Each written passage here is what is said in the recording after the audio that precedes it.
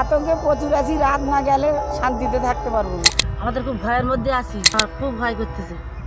অনেক ভয়তে আছি, আবার এই ঝড় বন্যা আসতেছে, তো ভয় করবো না তো কোথায় যাবো তাই। নমস্কার, দ্য রিপোর্টে স্বাগত। আর কয়েক ঘন্টার অপেক্ষা, সাগরে চোখ রাগাচ্ছে ঘূর্ণিঝড় রেমাল। 110 থেকে 120 এবং সর্বোচ্চ 135 কিলোমিটার গতিবেগ নিয়ে বাংলা এবং বাংলাদেশের মধ্যবর্তী স্থলভাগে প্রবেশ করবে ঘূর্ণিঝড় রেমাল। আবারও এক প্রাকৃতিক বিপর্যয়, আবারও সর্বহারা হয়ে যাওয়ার ভয় তাড়া করে বেড়াচ্ছে সুন্দরবন এলাকার মানুষদের। মানুষকে সতর্ক করার জন্য মাইকিং প্রচার শুরু করেছে প্রশাসন। ইতিমধ্যেই বহু মানুষকে সরিয়ে নিয়ে যাওয়ার কাজ শুরু হয়েছে।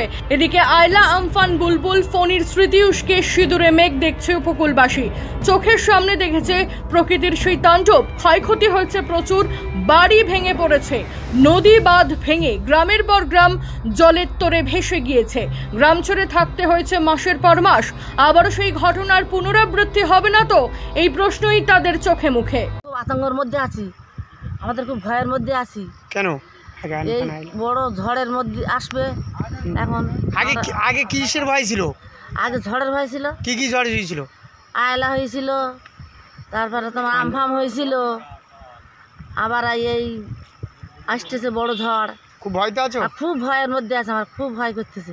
কারণ আগে আয়লা হয়েছে, আমফান হয়েছে, বুলবুলি হয়েছে, প্রচুর ঝড় বৃষ্টি হয়, আমরা খুব আতঙ্ক হয়ে থাকি। নদী বাঁধ কি ভেঙে যায়? হ্যাঁ, আমফানে তো প্রচুর ক্ষতি খাতা হয়েছে মানুষের। নদীর বাঁধ আমার বাড়ির পাশে ভেঙে গেছিল, সেটাও হয়েছে। কতটা আতঙ্কে আছেন এখন? আতঙ্কে প্রচুর আছি, রাত না গেলে শান্তিতে থাকতে পারবো না। এর আগের ঝড়ে ঘর বাড়ি ভেঙে যাওয়ার পরেও সেই বাড়ি তৈরির ক্ষতিপূরণ আজও মেলেনি। আক্ষেপের সুরে জানালেন আরো এক বাসিন্দা।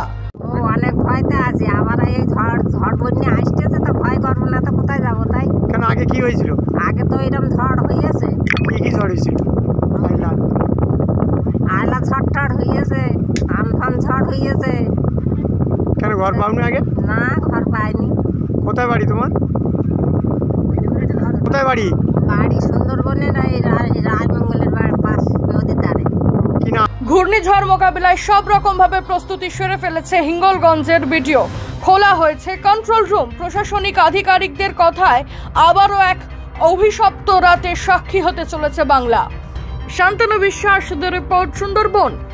সমস্ত খবরের আপডেট পেতে লাইক করে সাবস্ক্রাইব করুন দ্য রিপোর্ট চ্যানেলটি। সেই সঙ্গে বেল বাটন প্রেস করতে ভুলবেন না। আপনাদের একটা সাবস্ক্রিপশন আমাদের জন্য অত্যন্ত মূল্যবান। জয় হিন্দ।